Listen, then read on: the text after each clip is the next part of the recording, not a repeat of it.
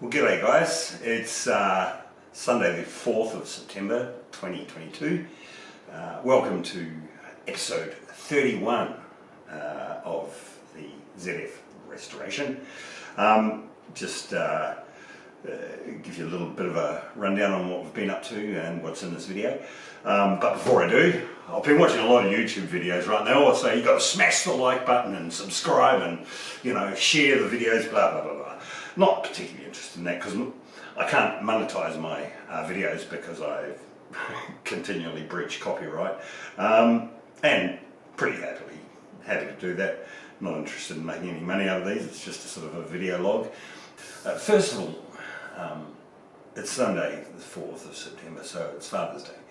So I'd like to take this opportunity to wish all the dads out there, you know, a happy Father's Day. And you know, being a parent, okay, it's a tough gig.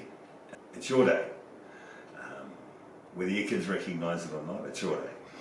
And you know, especially if your dads are still with you, you know, send them an extra special text or a phone call, and they'll appreciate it. They really will. And yeah, so I've had a two-day weekend. The job I'm on, they didn't get any pipe. Well, they ran out of pipe, so we're doing in-ground drainage at the moment, and they ran out of pipes and they couldn't get a delivery, so we didn't work yesterday, so it was a day off, which was really cool because Friday night, or Friday was my birthday, so 57, bloody hell. And so I had a great, Ethan took me out for tea on Friday night and shouted, which is the first time ever. And it was a great night, just him and I. And so I woke up Saturday morning thinking, I'm going to go and spend some money. And so I toddled on off to Eagle Auto Spares, and I bought pretty much, I'd say about 80% of the gear that I need for the engine. One of the things I couldn't get was a particular type of manifold and a carburetor. It's such a really stylish looking setup. It's called a Pro Flow or something, manifold, and with a 750 4-barrel carb. And so that's, I'll go and pick that up on Monday. But I bought everything else. I bought a heap of stuff. I'll unpack it in a minute, and so we'll kick the video off with that. I had a good conversation with Pete about the engine and our sort of timeline, and we decided that we're going to aim for the installation of the engine at Easter next year, Easter 2023. So it sort of puts me in a position where I've got to, which is great, it's great because I'm now aiming to have the car painted by February 2023. We're going to put the dashboard in while it's still in the rotisserie. So after it comes back from paint, we'll throw the dashboard in and put the loom in and the fuel line and whatnot, and then I'll get it out of the rotisserie, get it rolling, and then so hopefully by Easter we'll have the engine in. It's going to look Mickey Mouse. I swear you're going to be amazed. Yeah, so in this video 31, I'll start by unpacking the boxes and just showing you what I've got here. The block is down at, I forget the guy's name's Tony. He's got no signage out in front of his factory. He's in Bayswater. He builds drag car engines. He's well renowned, or he's renowned in Melbourne, and he's a perfectionist. So I'm pretty comfortable with that. So Pete's got that under control. He's sort of liaising with Tony and the company doing that. They're going to balance the rotating parts and everything like that. And once Pete sort of gets the block back to his place and he's ready to start, I'll send all the parts over to his place. It looks like the ring that goes around the door handle, they always come loose, but actually it's for the thermostat. It's sort of a seat for the thermostat. The guy at Eagle said, mate, you got to replace that because that guaranteed is going to come out after the hot tanking. I've bought myself a new oil pump, just because it's a new engine. I don't want to put a second-hand old pump in there that's 40 years old. And I bought a pump drive as well. Yeah, it's not worth putting in an old used pump. It's probably got bits of steel all through it and everything. I won't unpack that, but a Rollmaster timing chain to balance the engine was recommended, strongly recommended by Tony, the guy building the engine, and of course Pete.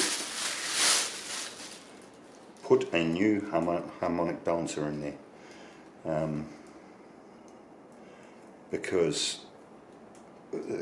they are a wearing part really, and that's my son sending me messages for Father's Day. Yeah, so they are a wearing part basically, and the rubber inside there ages and they go out of balance. So I've got to buy some bolt sets. Those are the ones for the inlet manifold, all stainless. These are for the sump pan. There's another set for the water pump. They'll all be in stainless, and another set for something else, can't remember. They're on back order. Welsh plugs. I know I made a mistake. Pete said get a certain brand of gasket kits. Don't get Felpro. And what do I get? Felpro. He said everyone uses them, but he doesn't like them. But that's okay. He's happy to use them. But I totally forgot. I forgot what he said. This engine is not going to look like a Ford engine. Rocker covers. They look pretty snazzy. Now onto the bigger ticket items.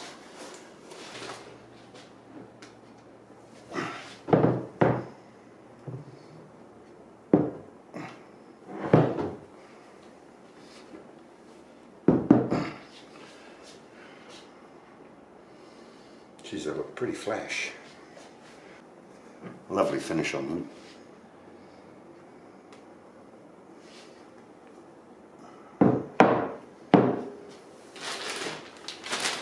That's the rings. I bought the rings for the pistons. The engine builder Tony has got the rings. Got the pistons and the conrods, of course. I bought a new fuel pump. Pretty much the same reason as the oil pump, and needed the starter motor because the starter motor that was on there was dodgy. So this is a nice new one. This beast. This is the Serpentine Belt Kit.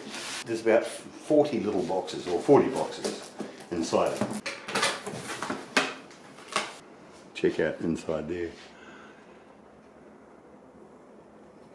Let's just have a look and see what a water pump pulley cap looks like.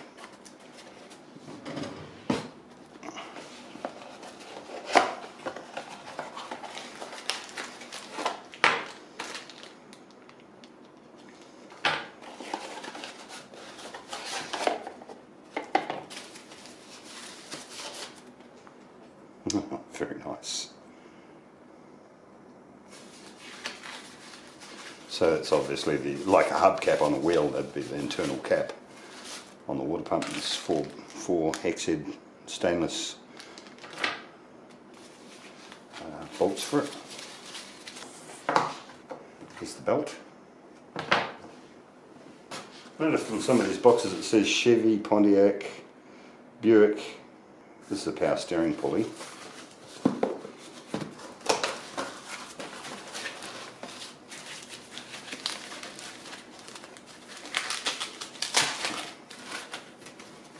God, everything's absolutely beautiful. Be a nightmare to keep clean though, I reckon. This is the thing that makes everything work. This pulley kit was actually inspired by one of the guys watching the videos. A guy called Stuart, you've probably seen his comments, Stuart Vigilante Campbell. And I think he's got like, I think by memory it's an XV or an XE Ute. did a really beautiful rebuild on it. He did a lot of good bodywork and whatnot. And he put one of these on his car. So that's the actual mounting bracket that everything hangs off. Stunning. Looks a little bit demonic too.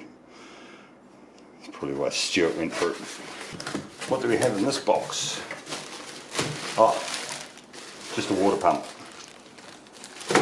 Pretty stock standard water pump. I've got another one. I just bought a brand new one before I decided on this. So this is probably a better finish. So yeah. So it's 2 water pumps I've got now. 2 brand newies. What this is.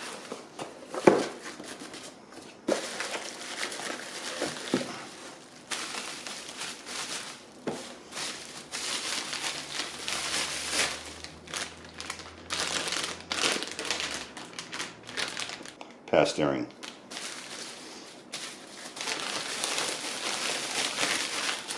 That is a power steering pump. Very exciting. Oh. Oh dear. My.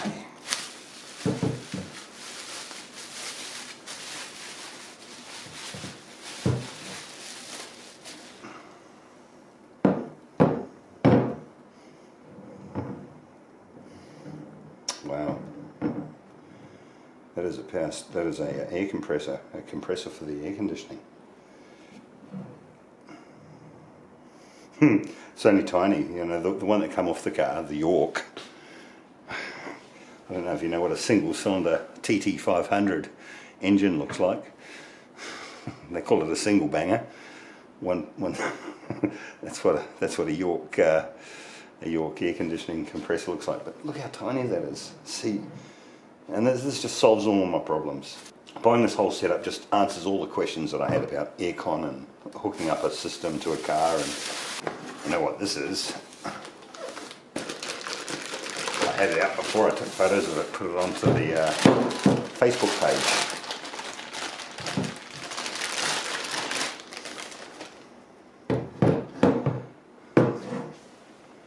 It's like Christmas. Check that out.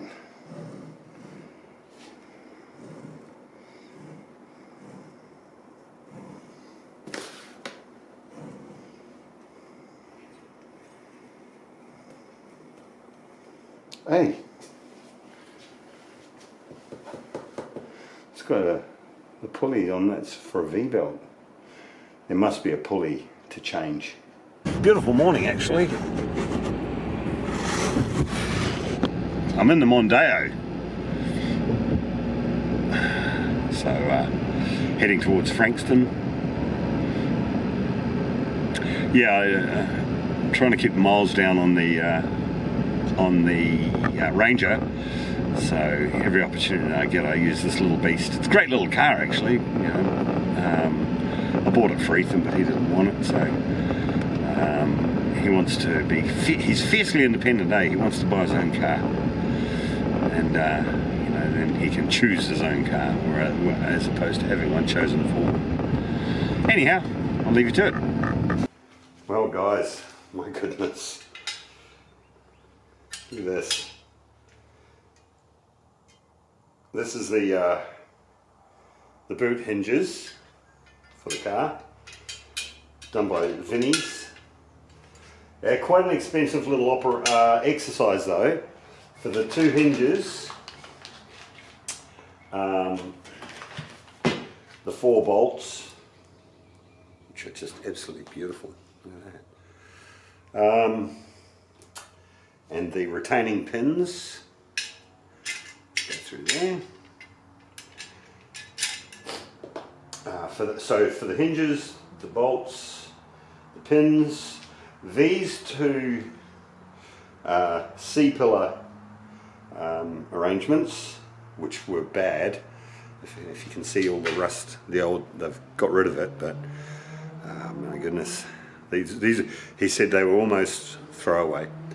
As soon as they stripped the old chrome off, it was the old chrome that was holding them together. So they were chock-a-block full of little bubbles and everything. So, They are absolutely magnificent. And those little end pieces, they clip in there. So the C-pillar things. These internal door levers, they were all really pitted and rusted, and I had a look online, you couldn't actually buy them. Yeah, what a job.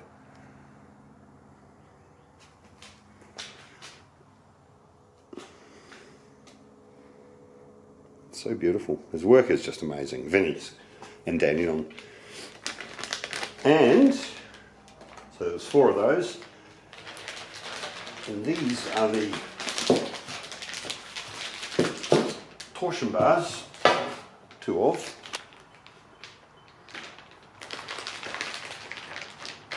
What a job. My God. They are absolutely amazing. So $1,500 for that. Bit of an extravagance. Now I also want to do the bonnet hinges as well, and the striker plate and whatnot. So a few more dollars, probably about another $1,000 or $1,500 again. All sorts of rubbers, different thicknesses, different types of rubber. That for the gasket maybe.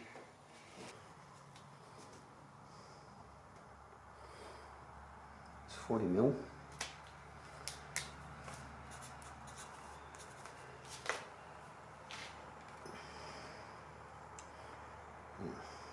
Okay. Today.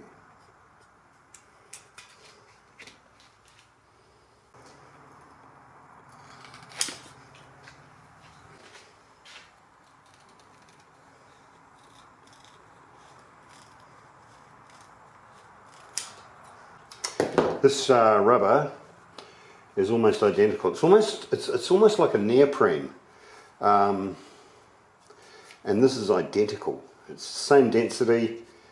Yeah, it's identical. So hopefully the adhesive is good enough to make it stay.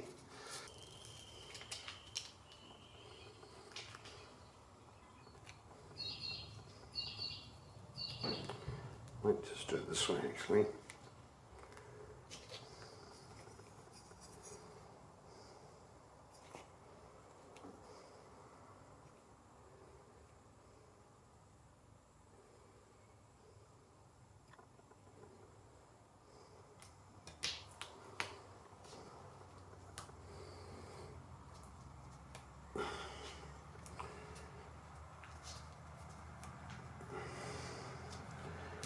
Oh, one thing I didn't think about. Yeah, having that sticky edge, it's going to want it to grab inside the box. Seems to be pretty good glue. So I might have to wash that with a bit of thinner. See what happens, eh? I didn't think of that. In fact, I've got this one here, which is exactly the same, except it doesn't have the glue. So I might cut it out of that. Yeah, can't use that. It's going to stick to the inside of the box. That's a pity. I thought I had an easy ticket out of here.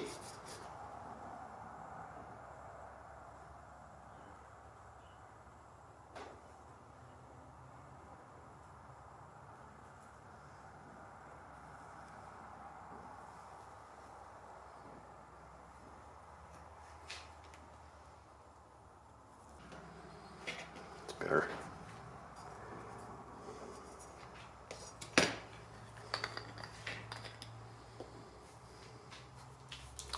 Bought this from from Clark Rubber. They reckon it's the bee's knees.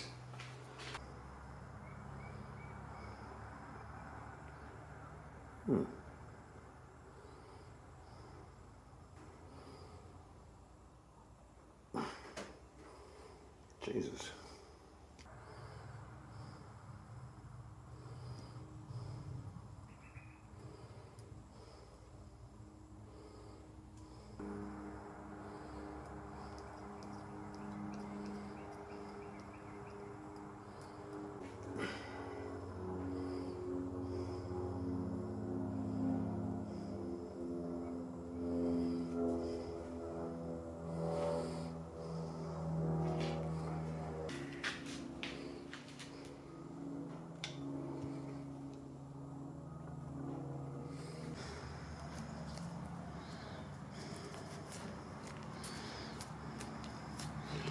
This piece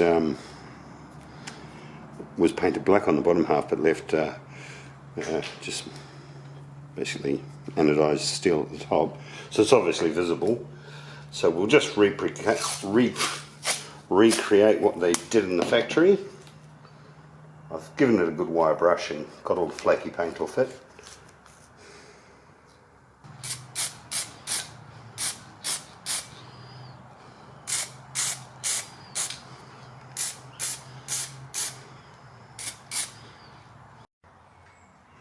As usual, I wasn't filming. I thought I was. This is the section of the windscreen diverter box that the paddle slides up and down in. There was a whole lot of glue in there. This has been taken apart before. Somebody's taken it apart and done a few mods on it. They've put foam around there, and they put a piece of foam in there, which I'm just trying to get off now with thinners.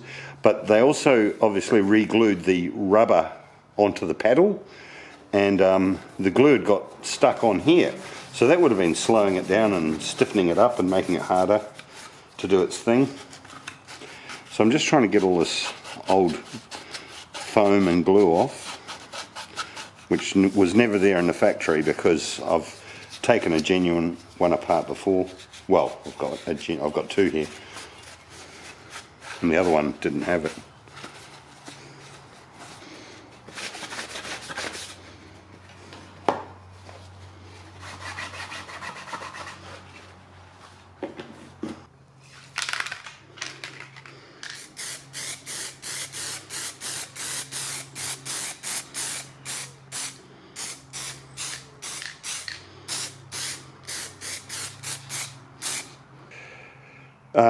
So a nice new piece of rubber, reaches all the way to the sides, and this one's all cracked up and grazed and horrible looking, and I don't know if you can see that.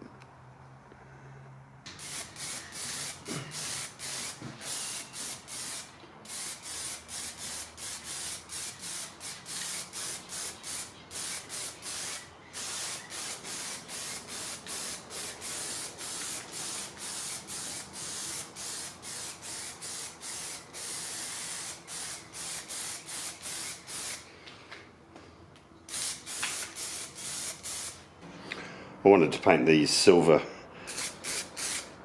just for an aesthetic contrast of colour, but honestly this bloody heater box has been sitting in the shed for a month now.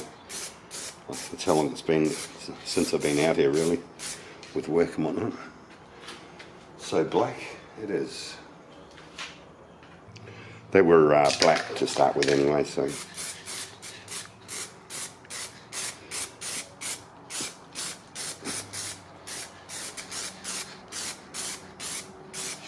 it's got a 2-pack. I've put in a 2-pack epoxy primer on them, so,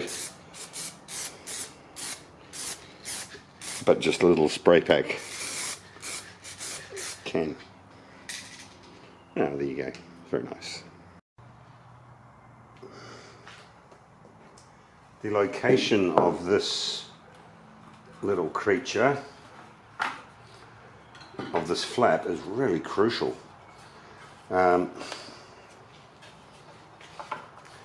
So that's it in its relaxed position, and that's it closed. So I'm pretty sure I've got it pinned, got it right. I'm pretty sure I've got it right. So when it's relaxed, it's sitting up, and then, of course, I don't know if you can see that. Yeah. When the vacuum operates it. Yeah, I'm pretty sure that's right. Yeah, actually that does look right. When it was in its relaxed position, even though the arm was broken, I still got a. Oh, actually, I've got a photo of it. So that's what we're looking at here. So as you can see, it's pointing slightly downhill, as is mine. There. So pretty sure we've got it right. It might be slightly out of whack, but I'm not too sure if it's going to make too much difference, because we've got full range of motion. Okay, so I've tapped that on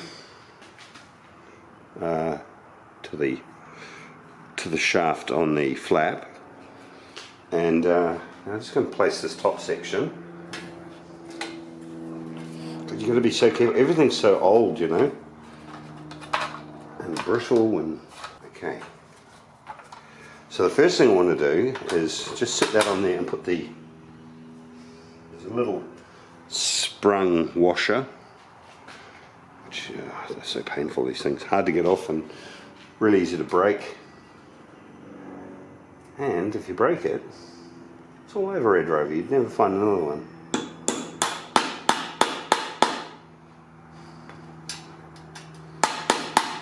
Okay, so that's on.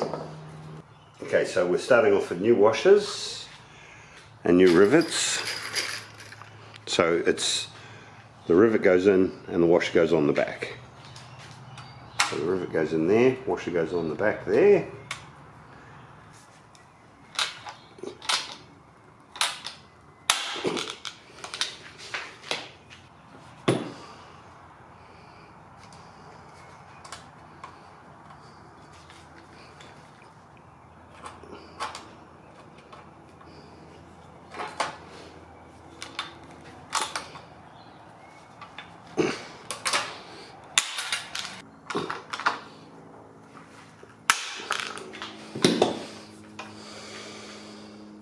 So that's for screen.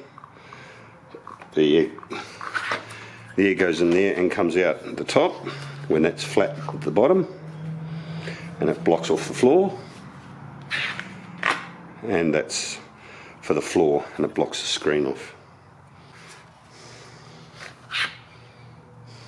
Okay, I'm pretty happy with that. So a little recap, we've got this finished. We've got the heater core tested, that's all okay and ready to go. The evaporator is all tested and ready to go. I haven't tested this electric motor yet.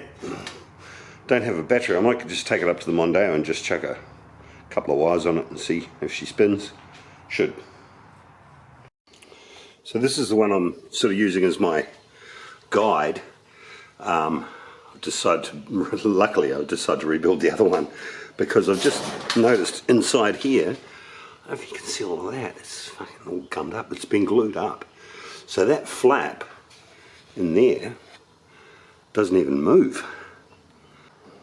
I'm going to also leave this door on. I'm going to reco this, or I'm going to tidy this box up with that door in place because I've been pushing the envelope, this whole bloody, you know, we've got this fragile fucking aluminium thing here.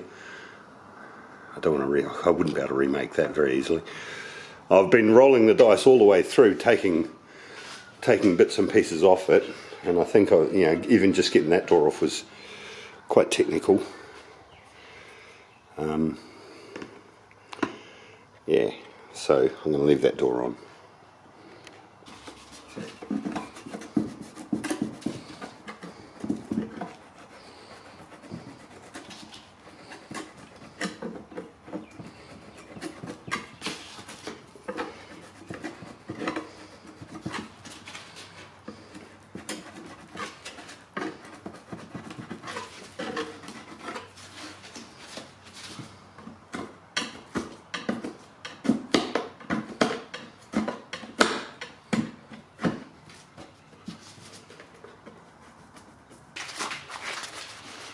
The old contact adhesives doing its job. There's my pattern. This is exactly the same foam. Same thickness, same density, and same composition.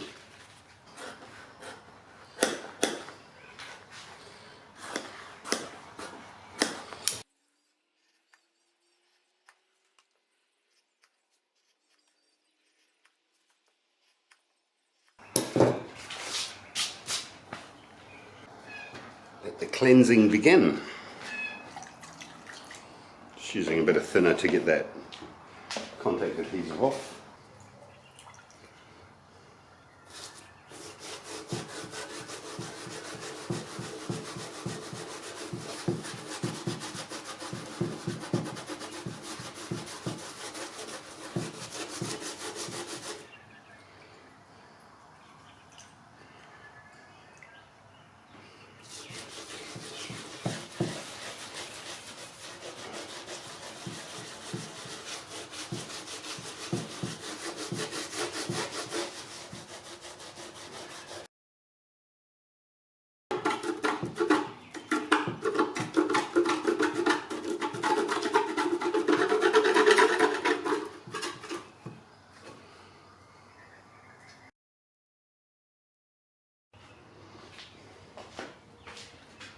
Bit of Pino Clean to make it smell nice when I turn the heater on.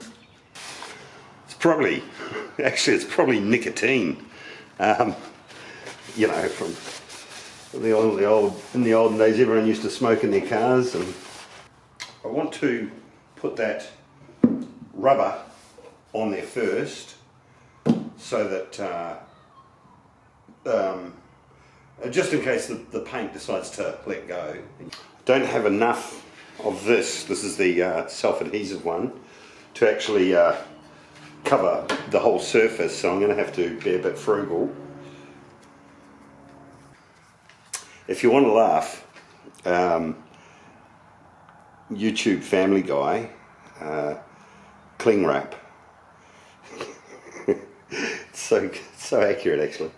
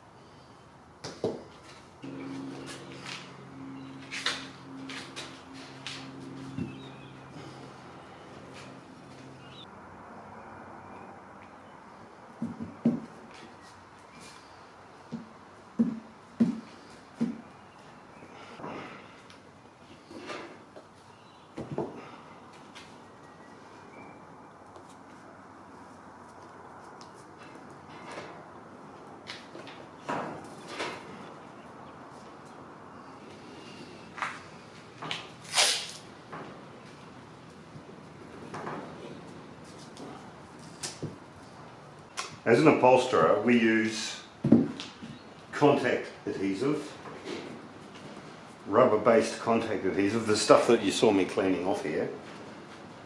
You apply it to both sides, wait 5 minutes, bang, and she's stuck forever. This stuff, I don't know.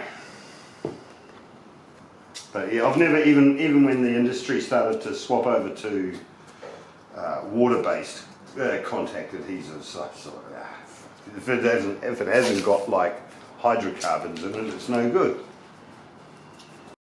I just had to pull the other one apart just to see how to put it back to put the new one back together. But we found this lighter right here, so it's obviously fallen down through the dashboard, and it works.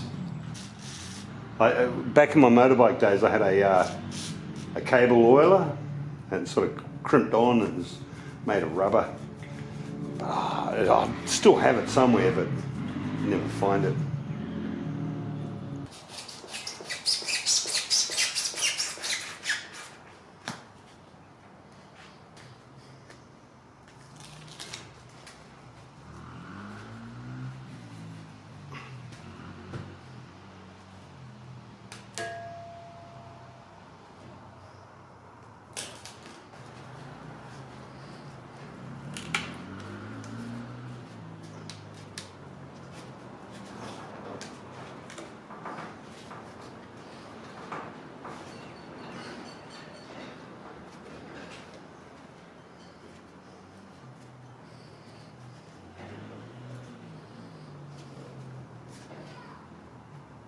I'm going to put a strip of the thinner stuff around on the top and bottom.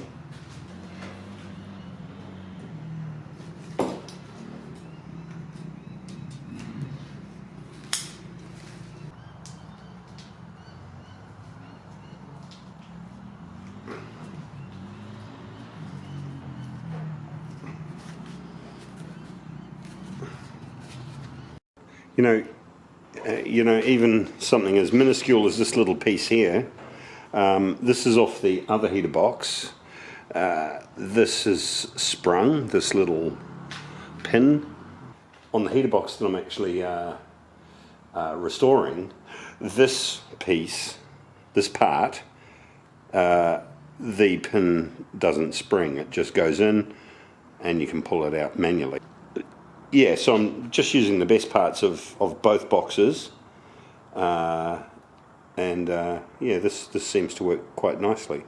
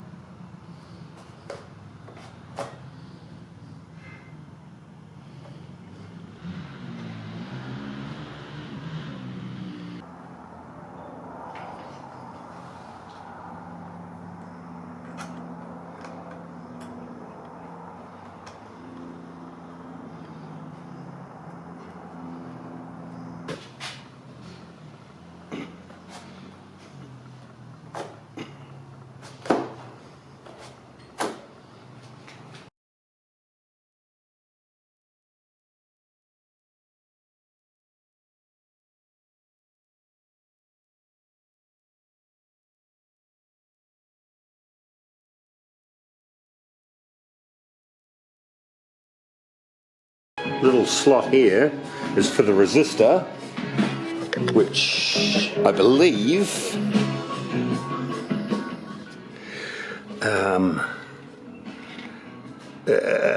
controls the fan speed.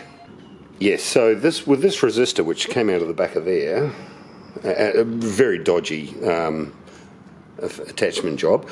It doesn't look very nice, does it? I hope it works. I don't even think I'd ever get one. It's obviously, for some reason, it's been located in there. I don't know why they even bothered. They could have just had an external one. But so it runs from the heater control, or from the control panel in the dash, 1, 2, 3, a 3-speed, low, medium, high. So we've got 3 wires running to the resistor and 1 to the fan.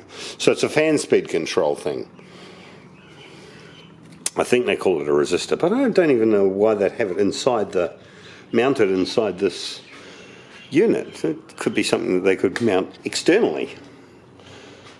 Anyway, mine is not to question why. So the old XW has been fruitful. Slightly different sizes, but they still do the job. So I've just upsized that one.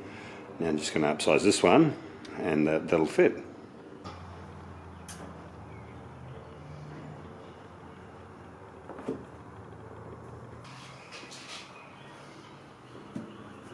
Beautiful.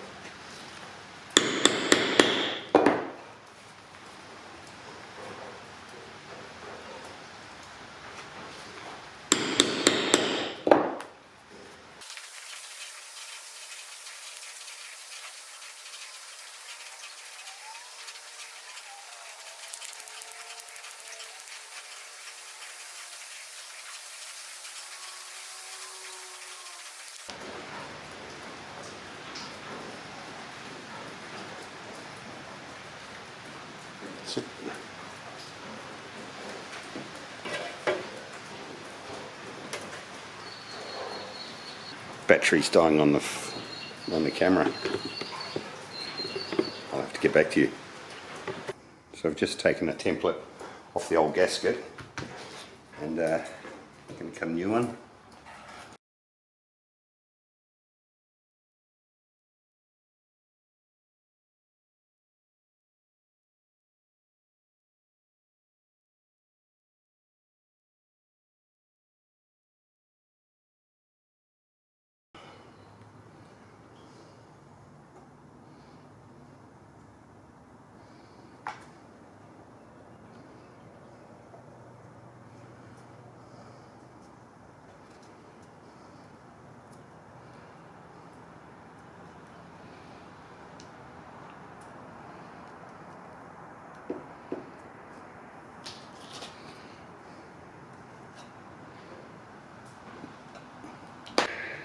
That's excellent. Hey, one thing, I'll take the camera off. One thing I've noticed is this is a newer, this is off a 1975 car. It's got a metal fan and it's quite a bit higher. This is plastic, so it's more lightweight, but yeah, there's a good centimetre in it. And the outside diameter is slightly larger too. I wouldn't mind using that, but I don't want to mess with it.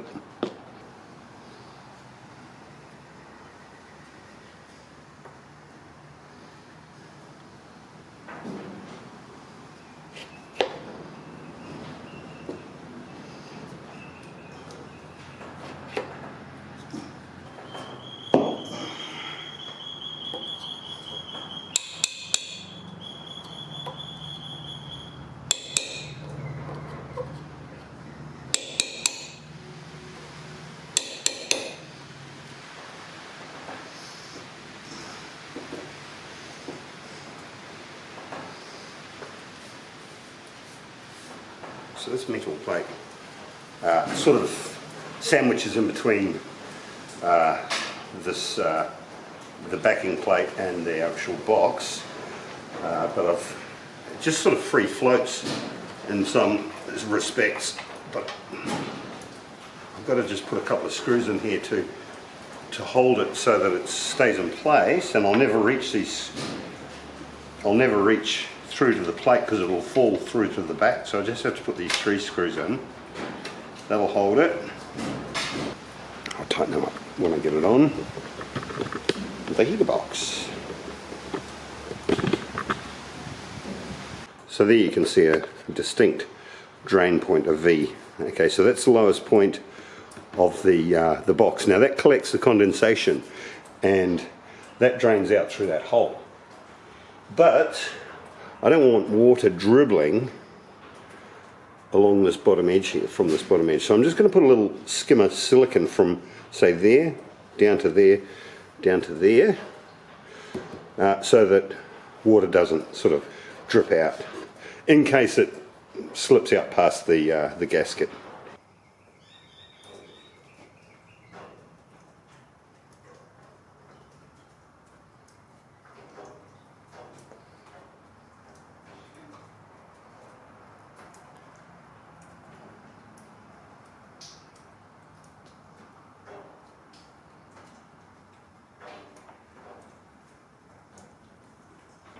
Lucky I did adjust that bit of foam because it was preventing that door from opening and closing. It was actually pushing against this bar in here. I don't know if you can see it. There's a bar that holds everything in place, and it's only got one rivet at the top and the bottom, so it means it can spin a little bit.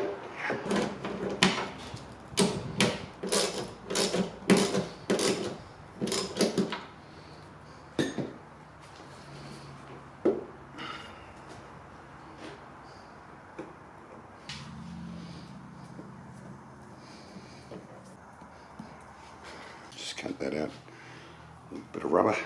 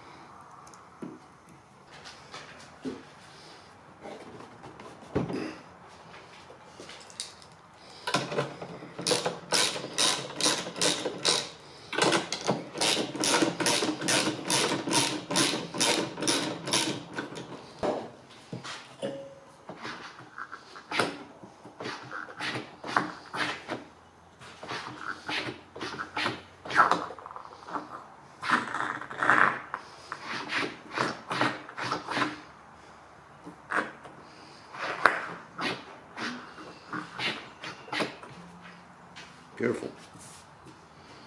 This relay, this is missing on the other box. So I'm going to take it off, clean it up, have a look at it. Don't know if it works or not. Okay, so it's cleaned up okay. One of the terminals seems to have a little bit of rust just around the sort of the fastening rivet. But God, who knows if that works. So what I'll do, it was painted black. I'll just mask up the terminals and give it another shot of black, and we'll go with that. Hopefully it works.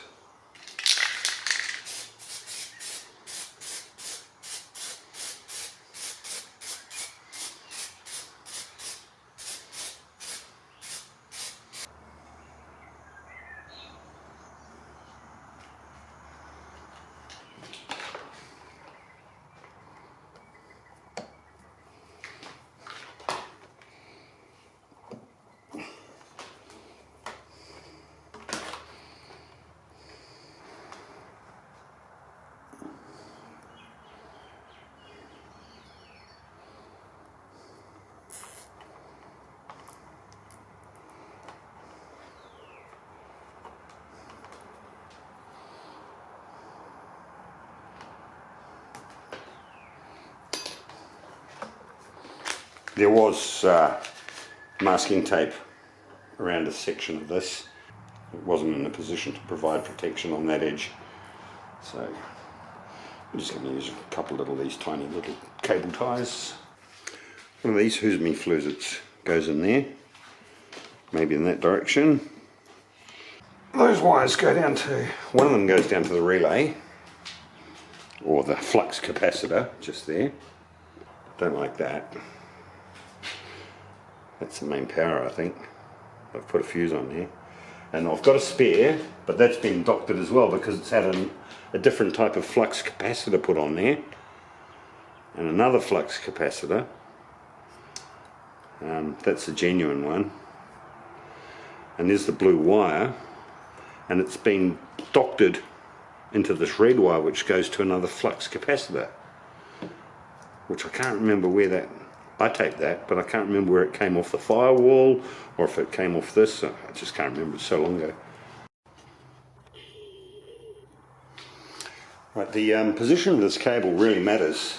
I had it set up before, it controls the temperature. As you can see, the cable there moving as I move this. And I had it set up, and I had it set so the hose was...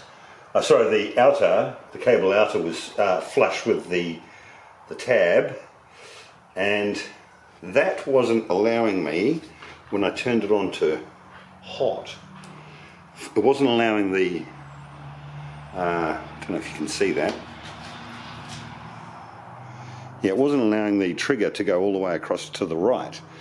So I've released the clip, and it's telling me now, and I've just pushed it over to the high point, to the hot setting, and cold. So I've just pushed it over to the, it's hooked. Pushed it over to the hot setting, and it's around about 5 mil. So I'll pop that clip on.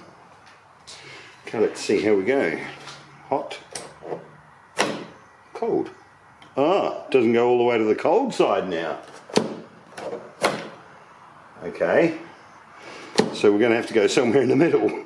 About 2.5 mil of the outer overhanging the tab.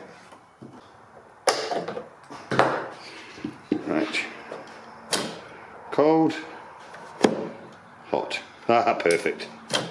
So yeah, so it's, you got a little bit of adjustment, and no, I'm very happy with that. Hot. Cold. Yeah, so that goes to the relay. This one would go to this, where those wires go. Yeah, it's a fan control. I don't know where. That one, the grey, could potentially go on the back of this, because that's the fan. Yeah, that's where it would go for sure. Yeah, so that goes off to the fan to regulator it's controlled. Maybe it's called a regulator. So that brings to an end the restoration of the heater box. Mechanically, it's working brilliantly, and I've had the evaporator and the heater core pressure tested, so they're all fine. So mechanically, all of the shutters work. Everything works perfectly. The only thing that I haven't been able to do, because I really have no clue about electrics, is to test the fan and the resistor which controls the fan speed, and this flux capacitor. So I don't know if the electrics work. Mechanically this works. I haven't got a vacuum. The vacuum thingamybobs are not hooked up, of course, because they go through to the engine bay, and I think there's like a Christmas tree thing on top of the inlet manifold, which gives it a vacuum. I'm not sure how this stuff works, but I've manually checked the all of these vacuum units. You block it off and you activate it, and yeah, so I'm pretty happy with that.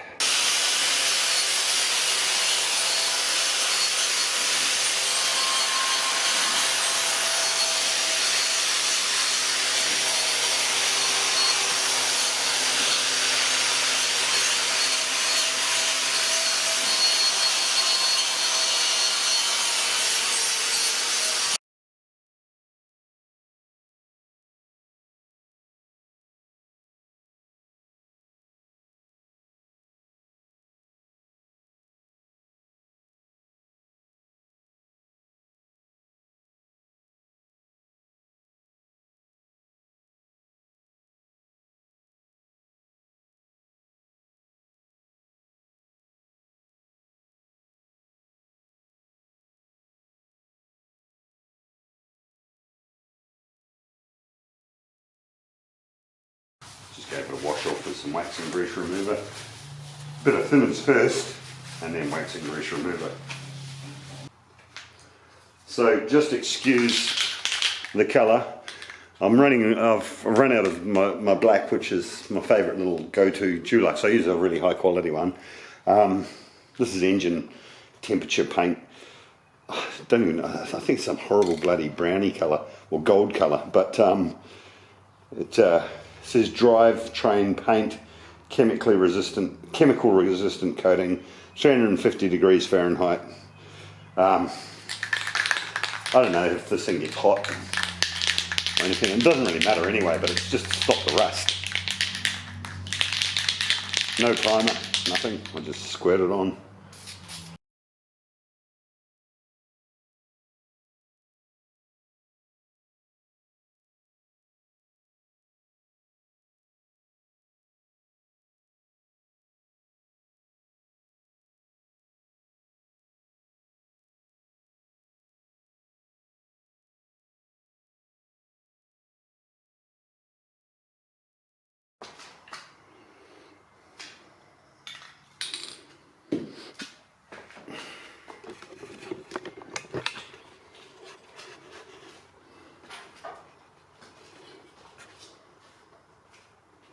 Not a bad finish.